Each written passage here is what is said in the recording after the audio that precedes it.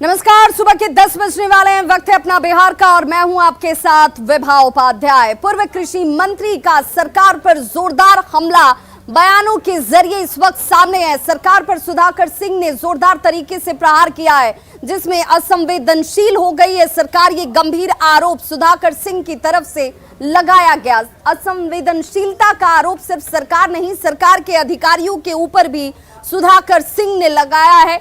मैं सत्ता में बदलाव के लिए आया, कुछ लोगों को मैं फिट नहीं बैठा और इसीलिए मैंने अलविदा कह दिया है। सत्ता में यथा स्थिति के लिए मैं नहीं आया था।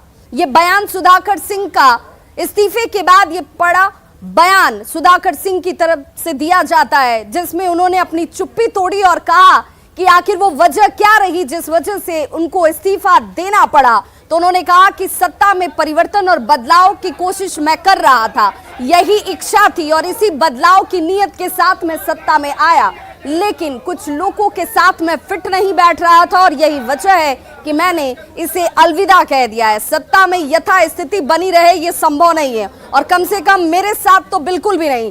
कोई मुझसे ये अपेक्षा भी न करे।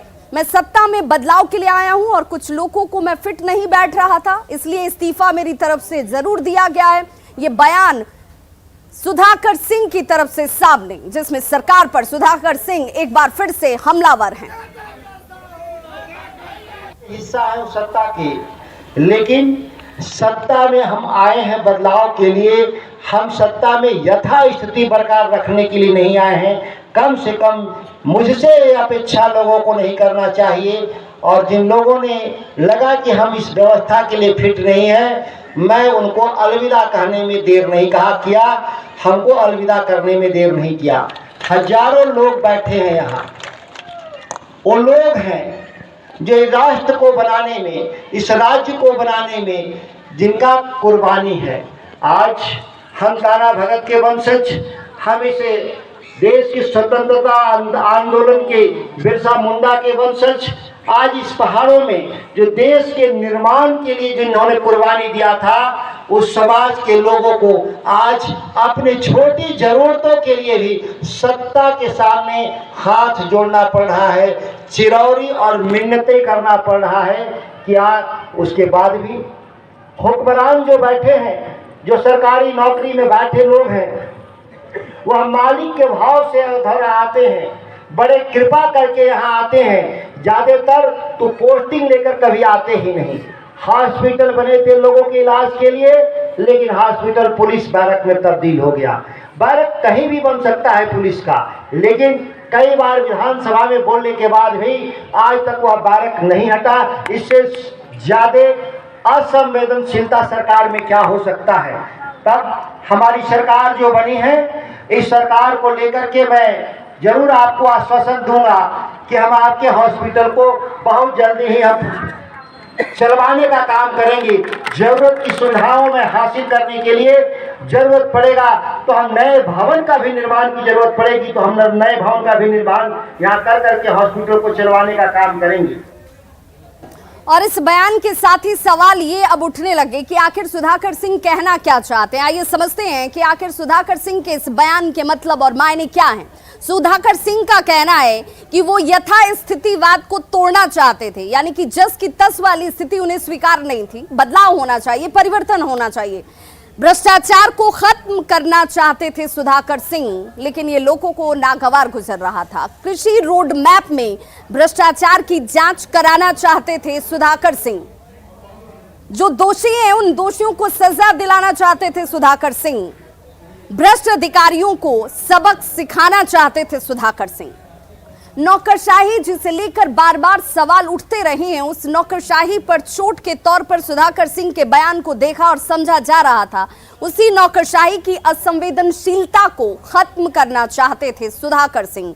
ये बयान सुधाकर सिंह का इस रूप में इस वक्त सामने है और इसी बयान को लेकर अब इस पर भी सियासत चरम पर है। इस पर भी सियासत गरमाई हुई है कि आखिर जिस सत्ता के परिवर्तन की बात वो कर रहे थे, व्यवस्था में परिवर्तन की बात वो कर रहे थे, वो व्यवस्था परिवर्तन हुई नहीं, लेकिन मंत्री जरूर हट गए। सुधाकर सिंह यथा स्थितिवाद में विश्वास नहीं करते थे, इसीलिए उन्होंने बदलाव की कोशिश की। सुधाकर सिंह ने कृषि विभाग के अफसरों पर सवाल उठाया था। कृषि विभाग के अफसरों को उन्होंने भ्रष्ट बताया था कि जो विभाग के अफसर हैं वही भ्रष्ट हैं। बतौर कृषि मंत्री खुद को उन्होंने चोरों का सरदार बता दिया। अपने ऊपर भी उन्होंने कहा कि मेरे ऊपर भी, मैं इन चोरों का सरदार हूं तो मेरे ऊपर भी चोर होने की बात उनकी तरफ से कही गई। माप तौल से जुड़े अफसरों को भ्रष्ट बताया उन्होंने। अफसरों पर अवैध वसूली तक का आरोप लगाया, जो आम लोगों की तरफ से बार बार लगाए जाते हैं। आरोपों के बावजूद अफसरों का ट्रांसफर नहीं हुआ और आरोपों को लेकर अफसरों की लॉबी आहत थी, नाराज थी, नाखुश थी और यही वजह बन गई सुधाकर सिंह को इस्तीफा देने के लिए। सुधाकर सिंह के काम से और उनके बयान से कई लोगों की बेचैनी बढ़ी हुई थी। अफसर चाहते थे कि सुधाकर सिंह माफी मांग लें, लेकिन सुधाकर सिंह के ऊपर जो दबाव बनाया जा रहा था माफी मांगने को लेकर, चोरों के सरदार वाले बयान पर बार बार उनके ऊपर दबाव था कि वो माफी मांगकर इस बात को खत्म करें। लालू और तेजस्वी उन्हें मंत्री बनाए रखना चाहते थे, लेकिन सुधाकर सिंह माफी मांगने को तैयार नहीं थे। उनका कहना था कि किसी भी सूरत में, किसी भी परिस्थिति में मैं अपने बयान से पीछे नहीं हटूंगा और ना ही इसे लेकर खेद जाहिर करूंगा। नीतीश कुमार ने कृषि विभाग की जमकर तारीफ की थी। प्रधान सचिव एन सरवण कुमार की बात करें तो उनकी तरफ से तारीफ की गई और इससे दोनों पक्षों में खटास जो है वो बढ़ चुकी थी। अब सुधाकर सिंह ने कृषि रोड मैप जिसे लेकर सवाल उठाए, वो कृषि रोड मैप को लेकर के उनके सवालों को भी कई लोगों ने ये माना कि वो चुभ रहे थे। सत्ता में बैठे लोगों को ये नागवार गुजर रहा था। किसानों को फायदा नहीं मिलने की बात बार बार सुधाकर सिंह कर रहे थे। कृषि रोड मैप में घोटाले की बात कही गई। घोटाले की स्वतंत्र जांच कराना चाहते थे सुधाकर सिंह। मंडी व्यवस्था एक बार फिर से लागू कराना चाहते थे सुधाकर सिंह। खरीद की बात कर लें तो खरीद में पैक्स के एकाधिकार को खत्म करना चाहते थे सुधाकर सिंह। और खबरों के मुताबिक सीएम नीतीश कुमार ने इससे साफ तौर पर इनकार कर दिया था। इसमें किसी तरह का कोई बदलाव नहीं होगा, कुछ हटाया नहीं जाएगा, ना ही पहले जैसी स्थिति को रखा जाएगा। इन्हीं तमाम बातों को लेकर दोनों पक्षों में तनातनी थी। सुधाकर सिंह को इसी तनातनी की वजह से इस्तीफा देना पड़ा। अब जरा सुधाकर सिंह के ताजा बयान पर सियासी घमासान जो इस वक्त शुरू हो चुका है। कांग्रेस ने उनके बयान पर तीखा प्रहार किया, हमला किया, तो बीजेपी ने कहा कि वो भ्रष्ट पार्टी को पहले छोड़ें और फिर बदलाव की बात करें। जिस पार्टी के सरगना स्वयं भ्रष्टाचार में लिप्त माननीय लालू प्रसाद यादव जी, जो स्वयं यात्राओं जेल का इतना कर लिए हैं और आने वाली स्थितियां में पूरा का पूरा दिखाई दे रहा है कि जिस पार्टी से वो पार्टी भ्रष्टाचार में लिप्त पार्टी है, तो शायद उनको वहाँ सूट ना कर रहा हो, वहाँ स्वयं का ना रहा हो।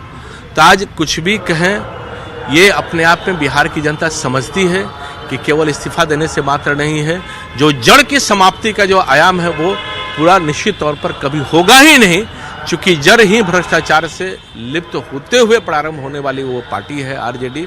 इसलिए जो भी दिए हैं, जो भी परिणाम करने का काम करे, उसका कोई असर बिहार की जनता पर नहीं पड़ रहा है। क्या नेक इरादे नेक प्रयासों से सफल होते हैं? इस तरह से नहीं सफल होते। एकदम चीप पब्लिसिटी स्टंट कर रहे थे आप, वरना ये मानने में किसी को इनकार नहीं है कि विभागों में लाल फीताशाही है, भ्रष्टाचार है, लेकिन भ्रष्टाचार को खत्म करने के जो तरीके आप बता रहे थे वो तरीके तालिबानी हैं, हिंदुस्तानी नहीं है।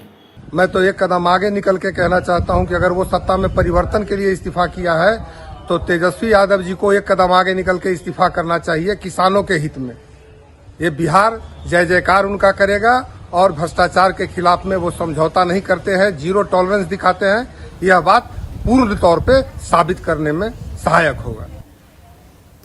और अब बात उस अमेरिकन मछली की जो बगहा के एक नाले में पाई गई है। जी हां, एक अनोखी मछली को देखकर इलाके के लोग हैरान हैं। चौतरवा थाना क्षेत्र के रतवल के पास रोहुआ नाले में मछली मिली है जो चर्चा का विषय बन गई है। मछली एक मछुआरे के जाल में फंसी। लोगों ने अपने क्षेत्र में इस मछली को पहली बार देखा है।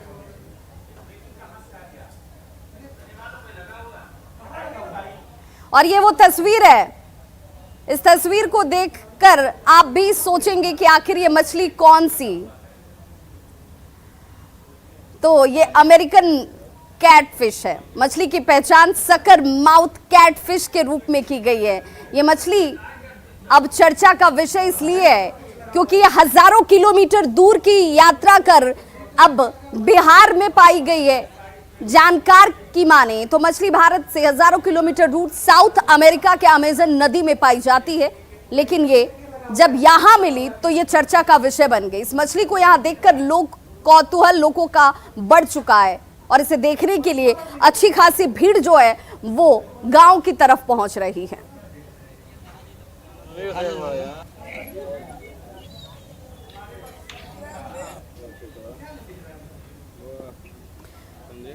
तो सकर कैटफिश ये क्या होती है ये भी जरा जान लीजिए। कैटफिश के बारे में जानना जरूरी इसलिए है क्योंकि इसे खतरा भी पर्यावरणविद मानते हैं कि ये तमाम दूसरे जीवों को खा जाती है। सकर फिश एक उष्णकटिबंधीय मछली है।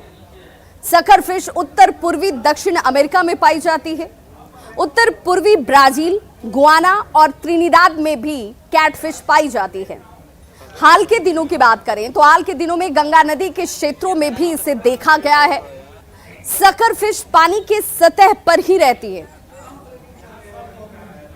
ये अन्य मछलियों को पकड़कर उसे चूस कर खा जाती है और इसलिए पर्यावरणविद इसे पर्यावरण के लिहाज से खतरनाक मानते हैं और इस पर चिंता भी जाहिर करते रहे हैं।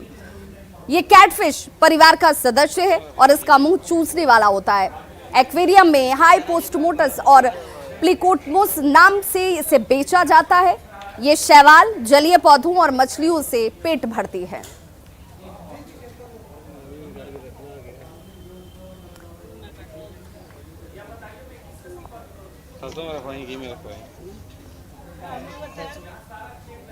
और बड़ी खबर इस वक्त नवादा से आ रही है जहां एक हैवान दामाद ने अपनी सास और पत्नी की निर्मम हत्या कर दी है। घटना सेहुआ के प्रोफेसर कॉलोनी की है जहां पर स्थानीय लोगों ने कहा कि दामाद ने घटना को अंजाम तब दिया जब मोहल्ले के लोग देवी मंदिर में चल रहे प्रवचन को सुन रहे थे। लोगों के अनुसार पति और पत्नी के बीच में संबंध बेहतर नहीं थे, अक्सर झड़प हुआ करती थी। फिलहाल पुलिस ने घटनास्थल पर पहुंचकर शव को अपने कब्जे में ले लिया है और जांच पड़ताल में जुट गई है।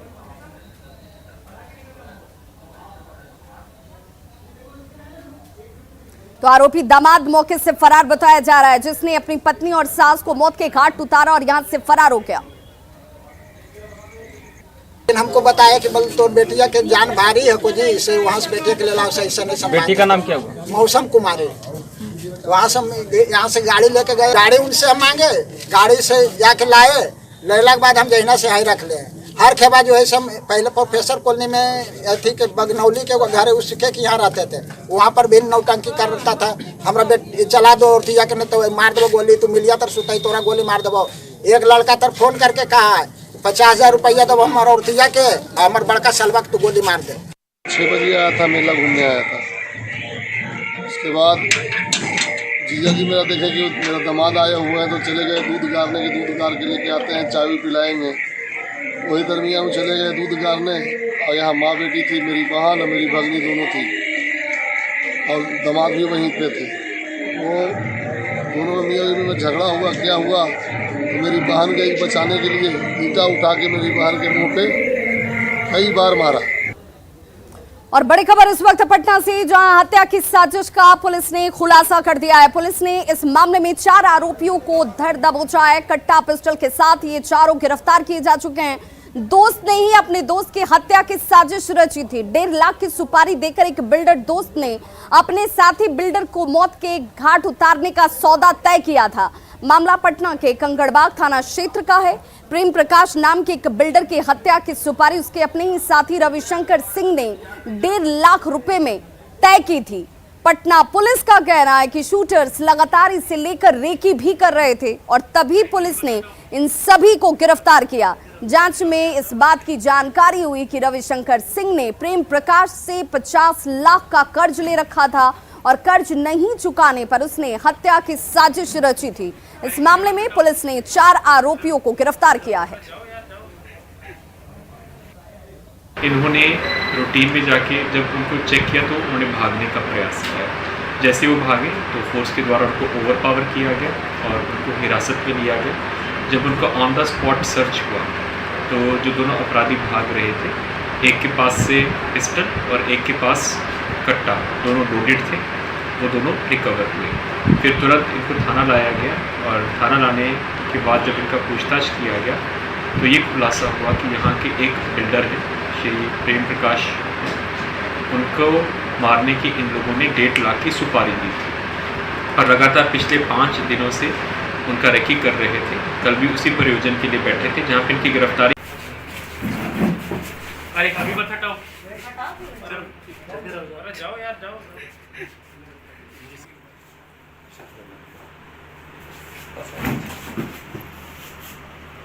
बता दी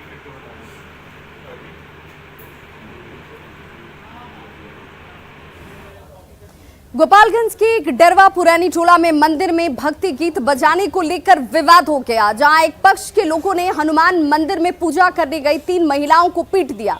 तीनों महिलाओं को इलाज के लिए फिलहाल सदर अस्पताल में भर्ती कराया गया है। डीएम ने पूरे मामले में संज्ञान लिया है और पुलिस ने स्थिति पर नजर रखने के निर्देश दिए हैं। बताया जा रहा है कि दुर्गा पूजा के दौरान सुबह शाम मंदिर में भक्ति गीत बज रहा था, जिसको लेकर कुछ लोग विरोध कर रहे थे और इसी को लेकर तनाव बढ़ा और मारपीट की घटना घटती है। थाना में आयल बने कार्रवाई करे खातिर। क्या हुआ था? मार हुआ था मंदिर पर गाना बजाने के लिए, पूजा करने के लिए, और लड़की लोग आता है पूजा करने के लिए तो वो लोग बैठ कर छेड़खानी करता है वहाँ। कितने लोग घायल हैं? हमने का 3 आदमी घायल है और कुछ इनका लगल है।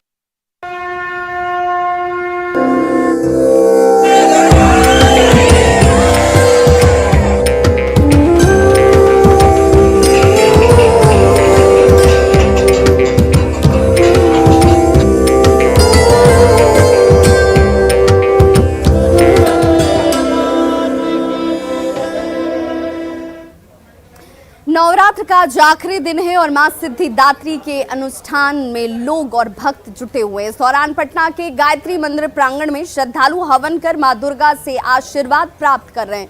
मौके का जायजा लिया हमारे संवाददाता अमित कुमार ने।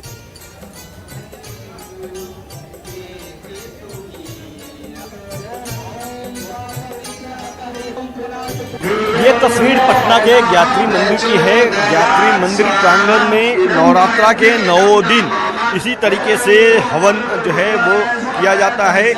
महिलाओं के लिए अलग व्यवस्था, पुरुषों के लिए अलग व्यवस्था है और जो भी श्रद्धालु हैं वो नवरात्र में यहाँ के माँ दुर्गा की पूजा अर्चना करते हैं और यहाँ पे देख सकते हैं कि किस तरह से जो महिलाएं हैं वो मंत्रोच्चारण के साथ नवरात्र की 9 स्वरूप जो है माँ दुर्गा की, उनके मंत्रोच्चारण के साथ यहाँ पे हवन कर रही हैं और चाहे बच्चे हों, युवा हों, बुजुर्ग हों, सभी इस हवन में लीन हैं।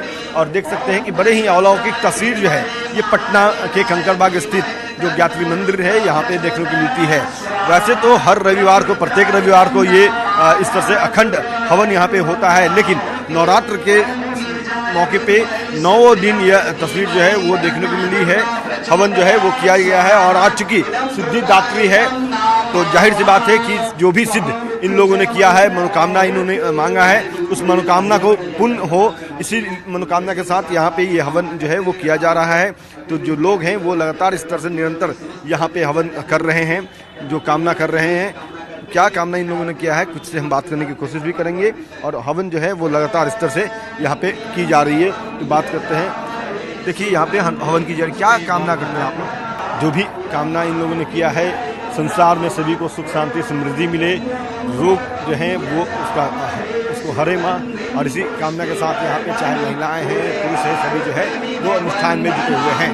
कैमरा पर्सन मनीष के साथ अमित कुमार, न्यूज़ 18 पटना। तो खबरों का सिलसिला लगातार जारी है, आप देखते रहिए न्यूज़ 18 बिहार झारखंड। यहाँ खबरों का सिलसिला कभी नहीं थमता।